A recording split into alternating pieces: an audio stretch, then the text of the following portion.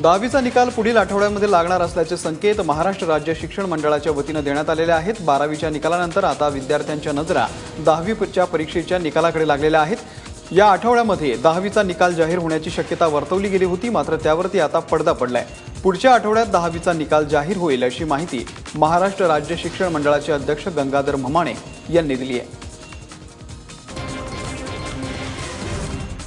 सिंचनाची 40,000 कोटी खाल्ले नसते तर आज शेतकऱ्यांवरती आत्महत्येची वेळ आली नसती, अशा शब्दांमध्ये प्रकाश जावडेकर यांनी राष्ट्रवादीवरती टीका केलेली आहे। आता भ्रष्टाचार करणाऱ्यांचे दिवस संपलेत, एक जण जेलमध्ये गेलाय, उरलेलेही लवकरच जातील असा सूचक इशारा सुद्धा त्यांनी दिला। मोदी सरकारला 3 वर्ष पूर्ण झाल्याच्या निमित्तानं नाशिकमध्ये भाजप कार्यकर्त्यांचा मेळावा आयोजित करण्यात आला होता, त्यामध्ये जावडेकर बोलत होते।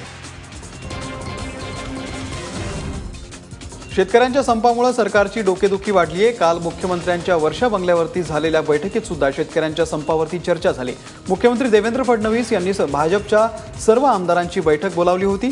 यामध्ये शिवार संवाद संदर्भात सुद्धा चर्चा झाली। शिवार संवादावरती मार्गदर्शन करण्यासाठी भाजपचे राष्ट्रीय अध्यक्ष अमित शाह 16 जूनपासून 3 दिवसाच्या मुंबईच्या दौऱ्यावरती येत असल्याची माहिती पाणी पुरवठा मंत्री बबनराव लोणीकर यांनी दिली आहे।